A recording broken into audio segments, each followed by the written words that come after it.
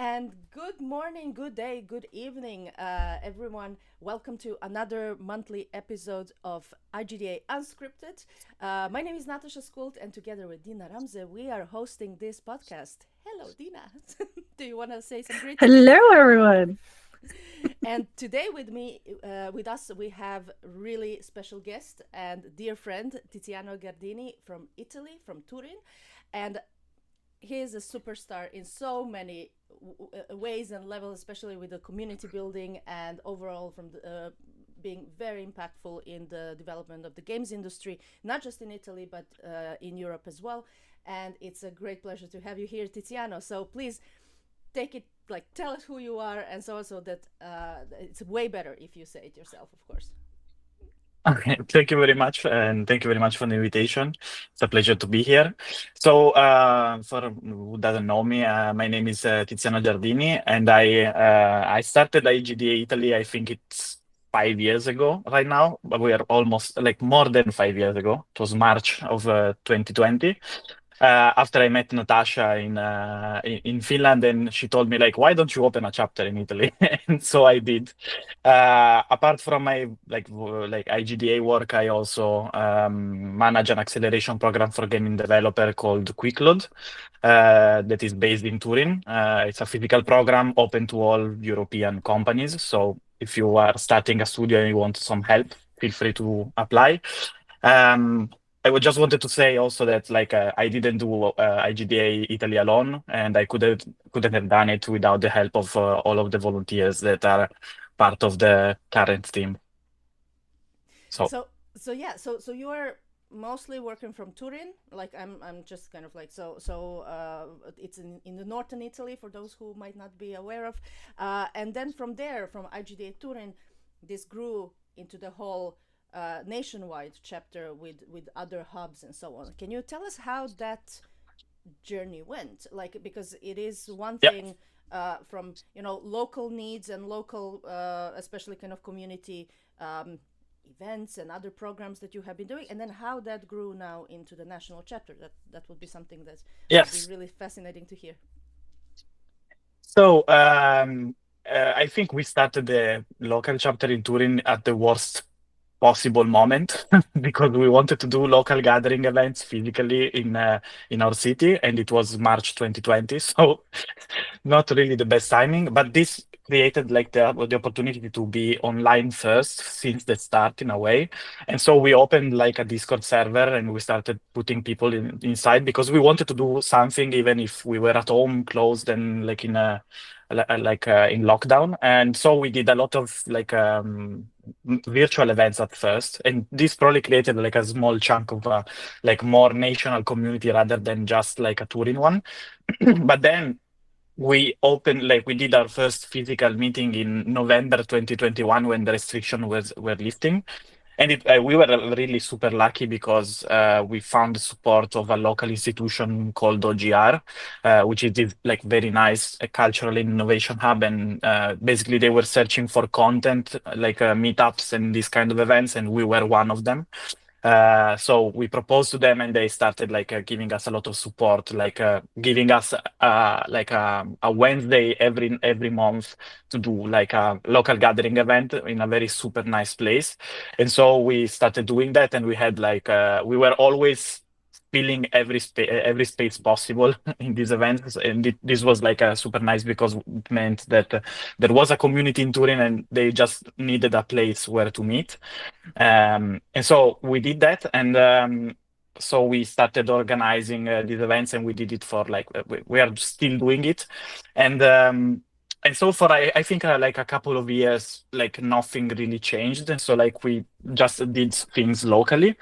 And then we organized the first global game jam in Turin. There were like organizers in the past, but we took over basically the organization.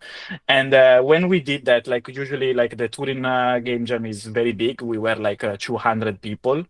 And in these 200 people, we met with other like other people that were coming from Milan, from Rome, from other places, and then I met all of these guys also at an event in Italy called First Playable that is taking this year is in June. And like we just started talking about like IGDA, and they noticed that there was this very nice community in Turin. And at some point someone came to us and said like, oh, why don't we, can I do the same in my city? And so we started talking about doing that. And basically this is how like Rome happened first, like with a very tight group of volunteers. It didn't work like at first, like because sometimes volunteers start something, but they cannot really like I don't know, start the ball rolling in a way. But then like at some point they started doing all of them. So now they are doing like monthly gatherings like in Turin.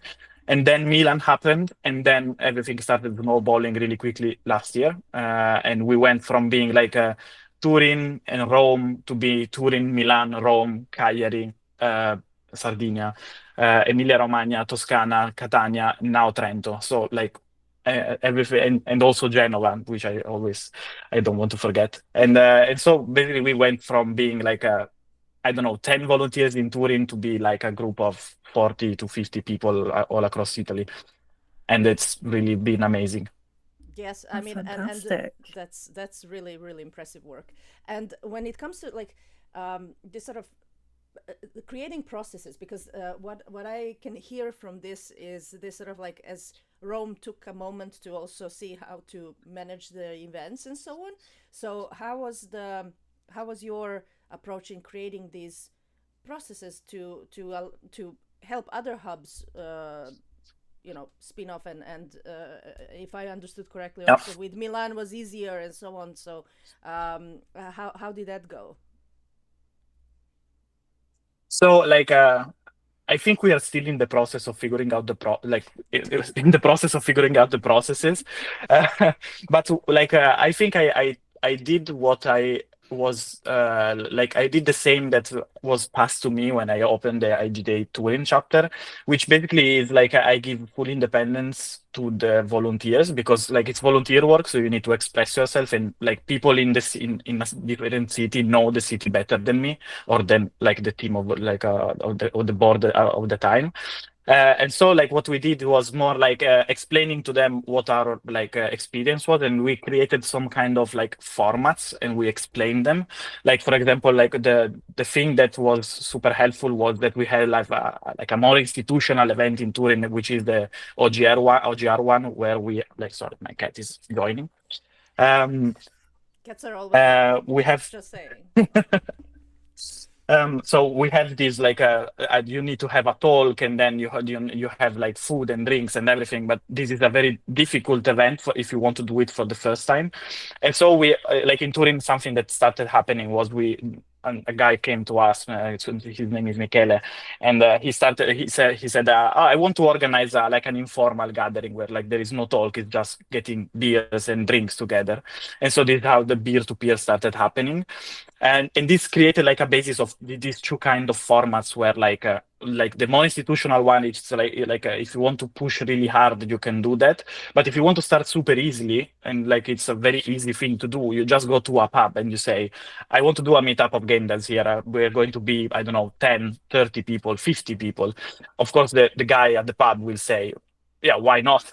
It's basically free money for them. And so this made like really easy to like kickstart a new community. And basically, like what we say to the new groups of volunteers is that like when they do the first event, they are actually like a new hub, because that's the first like part of like starting to roll the ball even for them. Yeah, yeah, yeah, yeah, And yeah. so this basically was. And then there were also like in other cases, like for example, Sardinia had like it was like a proto chapter in a way, because they already had like an association called Sardinia Game Scene, and we just started talking to them, and they said they were just already organizing events like we were doing in Turin. And so we basically said like, okay, but why don't we like do like IGDA Sardinia as well? And so basically we took also their structure in a way, and they were super happy, because like the founder of Sardinia Games is actually super active in IGDA Climate Sig. So it was like a marriage made in heaven in a way.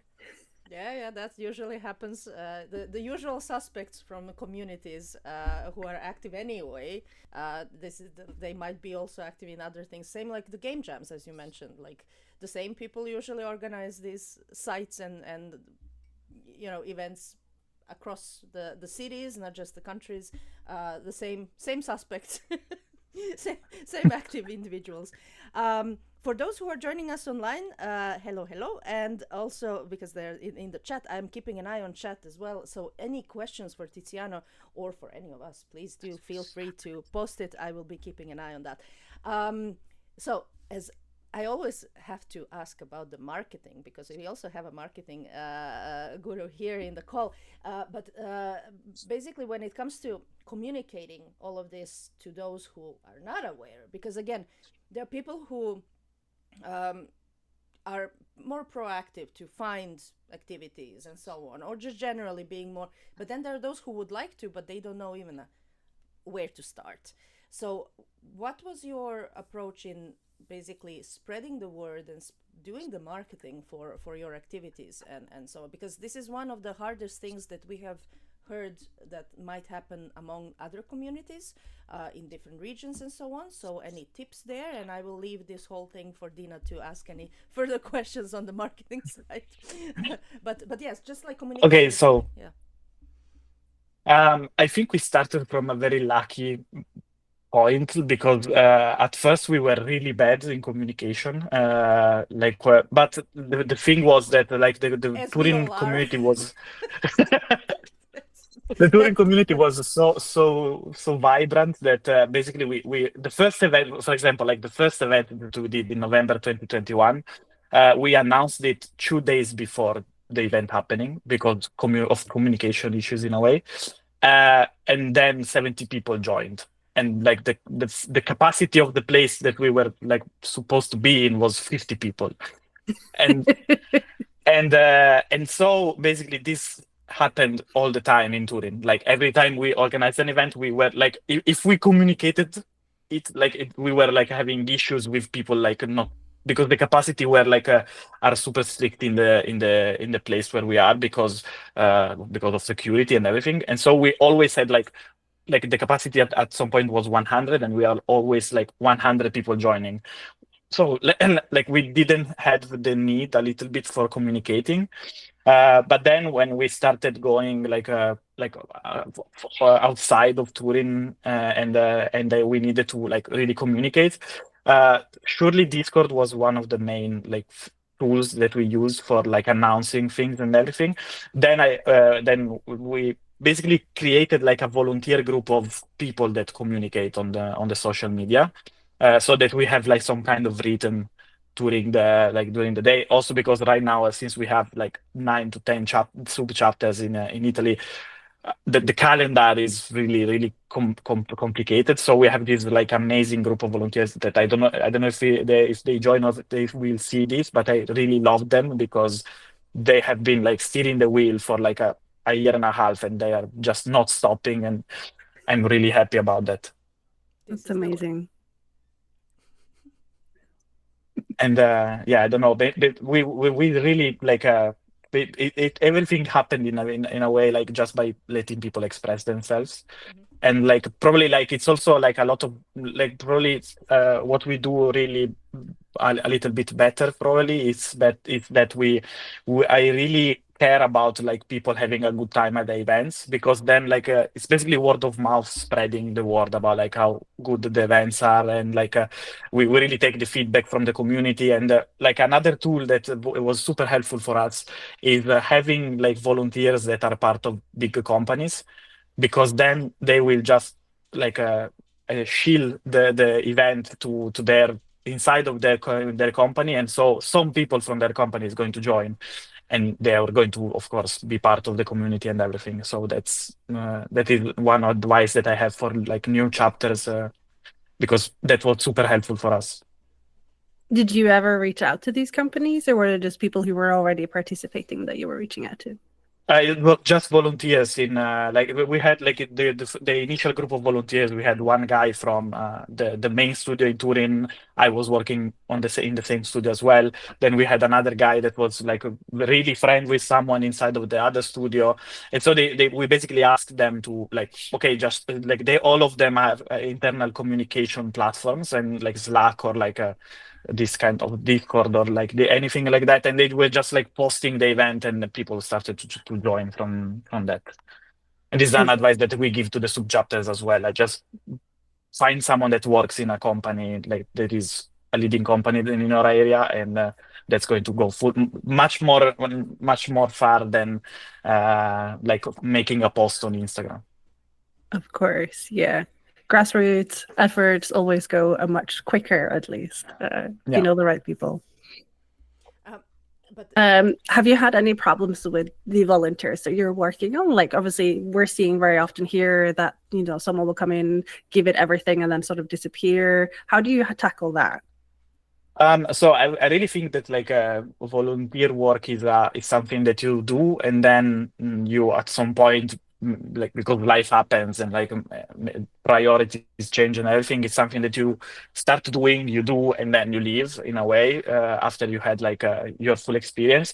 And so this is basically what happens with all of the volunteers. Like uh, people start sometimes really strong, and then maybe they change work, they need to move abroad, they need like, and so they basically start fading in a way. What we've seen is also that sometimes they come back and they started activating again. I think that the issue that we had is that at first we were like super I don't know, inclusive in our accessible. Like every time someone came to us and said like, oh, can I help, we basically put them in a volunteers group and we started like talking with them. But then like since now we are like, basically in a transition because like I was managing all together with the volunteers in Turin, the things in Turin, and now I'm more like coordinating the chapters across Italy. And so what we've seen is that if the group of volunteers becomes too big, there are probably going to be a lot of people that uh, uh, don't do much because like they feel like there is a too big room in a way. So like what we started doing is like creating like local boards, like a group of like a small group of people that basically are the proactive ones that are like spearheading the activities, and then they have like the more general volunteer group that can activate based on the needs. Like if we are doing like an event and we need people that manage the other participants, then we ask the volunteers group or stuff like that. And this has been working really well at the moment. I have a question, because the thing is that it's just fascinating as someone from, you know, like organizing events in Finland and Nordics. One of the very common things that happen is that even if you sell out the event because you have a capacity of the venue, that's what we all have, even for the conferences and so on. So it's not just like for the kind of meetups, but overall in Finland it is very common that up to 30% don't show up.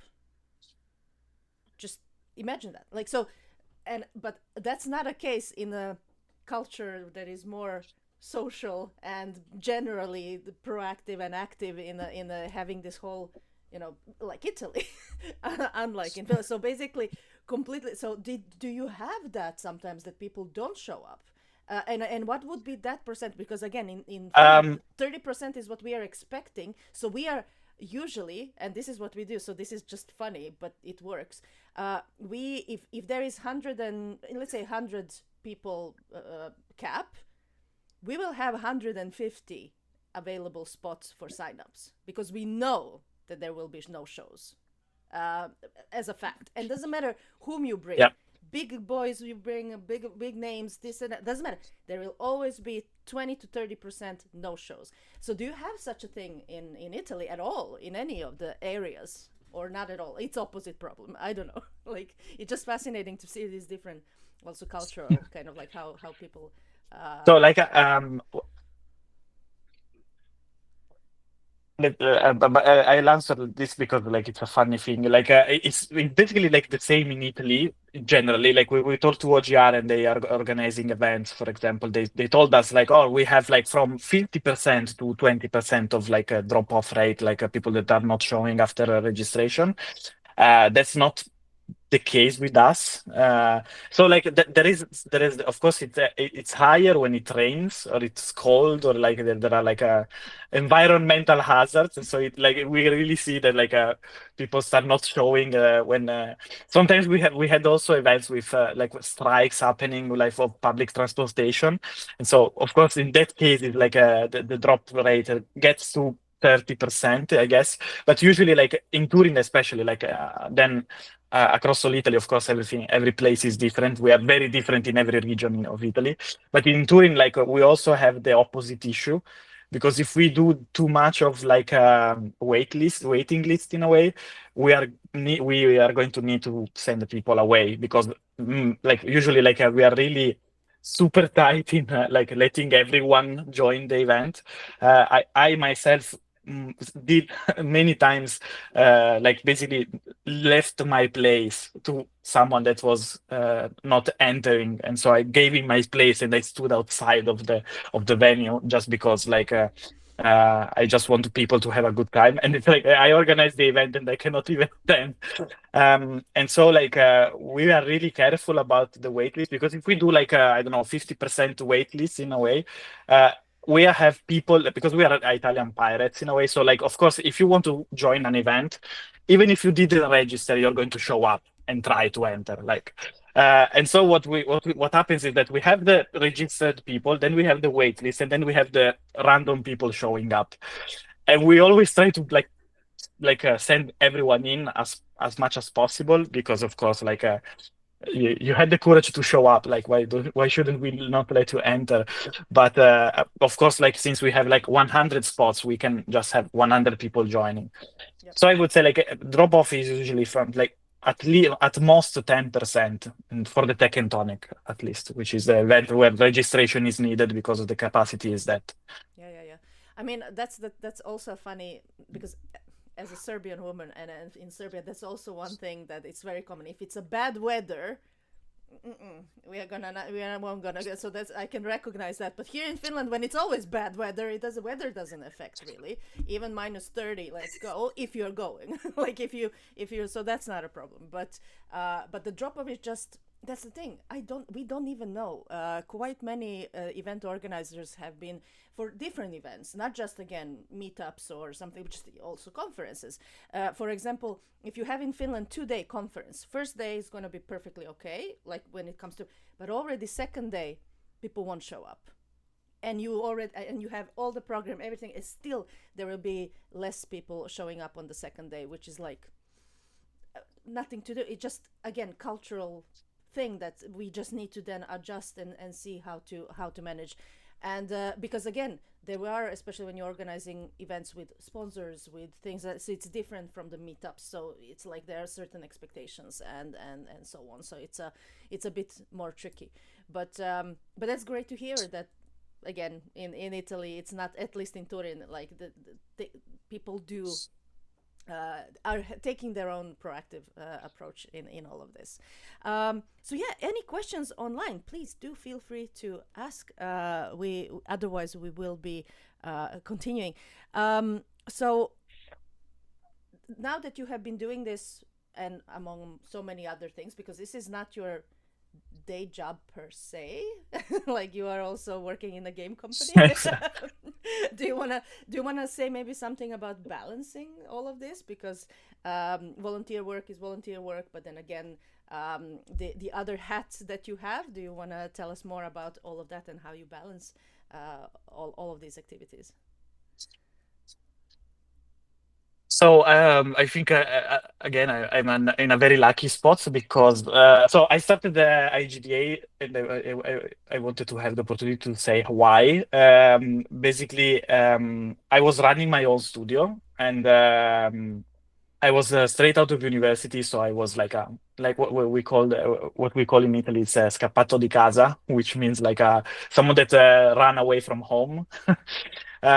in the sense that I was like I didn't have many like competence in the game industry. I didn't know anyone. I actually didn't study game development stuff. I studied like management engineering and computer engineering. So I was there with no contact, and there was no events that I could have joined to like meet people. Um, and uh, I really think that these kind of meetups, like monthly gathering events, are like one of the key elements for anyone to have opportunities. Um, like in these kind of events, people can find love, people can find a job, people can find a co-founder for a studio. Uh, and this is like just serendipity happening in a way. And you just need to put people together in a room, and at some point, if you do it as like a certain amount of times, something is going to happen. Um, and so this was like my idea in my mind. And when I met Natasha, we were talking about meetups and why Finland was such a cool place and everything. And so that's why I decided to do this. And I think that it has been like a I then my company failed, and I started working at a management consulting firm called Deloitte. But then I was like I organized my first event while balancing like a work completely outside of the industry. And then an opportunity came to me from like one of the like cornerstone people in Turin, which is the founder of the company I work for now, which is 3 4 Big Things, Valerio. And he basically asked me to manage the gaming acceleration program. I was supposed to apply as a company, and basically this, like, since I was in the same place where the events were happening, this has been really easy to balance. But of course, when the program is active, or like the workload of having like companies to help and these kind of things was super high. Of course, it's always difficult to balance like the activity that you do as a volunteer. And I think that's like from a leader's perspective, when you are like a part of a board, or if you have people that you can delegate stuff to. Because since I was like in the OGR, I was the OGR guy, so anything about like the events in OGR was basically my responsibility. But when this started to become too much for me, I just asked help to other volunteers, and that started like delegating work. And this is basically, I think, like how you balance in the long run. You take up your responsibilities that you can manage, and then you delegate the other stuff to the other people, because you can trust them, and you created like a relationship with them, and they are helping. It's like because I think that IGDA, like the volunteer work, it never needs to be like an individual, an ego-driven kind of organization. I always stress that it's okay that I am like right now I'm a co-chair of IGDA Italy, and IGDA Italy always have co-chairs, because it's not an individual running the organization. It's a group of volunteers of like-minded individuals aligned on like creating a better place for everyone. And so basically pushing this kind of thing makes it like really easy to manage. Like not easy, like not all the time, but especially when there are like big events like at the Global Game Jam. With, like, for example, this year we managed to organize the Global Game Jam in 3 different places, and we did the same kind of communication for all of the events. We just changed the color of the illustration, so you could have like Turin, Milan, and Sardinia. And we did this very cool thing that was, at some point we created like a Zoom call, and we connected all of the people from the different game jams. And so, like, for example, in those days you don't sleep for 2 days. You waste your weekend to do this kind of community activity, which of course it's amazing. But then of course then work hits in the week after, and you didn't rest. So of course there are times where you need to get some rest, and sometimes where you just put the work in and do stuff. Yeah, for sure. But I cannot stay put. So to me, I know the feeling. Natasha knows me, and I know Natasha. It's like it's not easy, but but absolutely having others included. So that's the whole point. Sharing the load, and especially in the volunteer work, is necessary, because anything can happen. So one cannot be a bottleneck. Also, if some, like, you can just get a flu or something. It doesn't need to be more complex than that. So show must go on. So therefore, the others will take it forward and support the community, because that's the best part. We have a question about if there is any, so nothing to do about this. It's more about the virtual exchange program. For those who don't know, virtual exchange program is done by IGDA Foundation, not by the IGDA. So IGDA Foundation is the one who organizes virtual exchange, and all the information can be found on IGDA Foundation pages, as well as you can also always reach out to the executive director and learn more about exchange program there if there is any specific information that you want. But to my understanding, all of that is in the making, taking place. So please do reach out to IGDA Foundation for more information on that. So I mean, Tiziano, I know that we're already over half an hour, and I promised to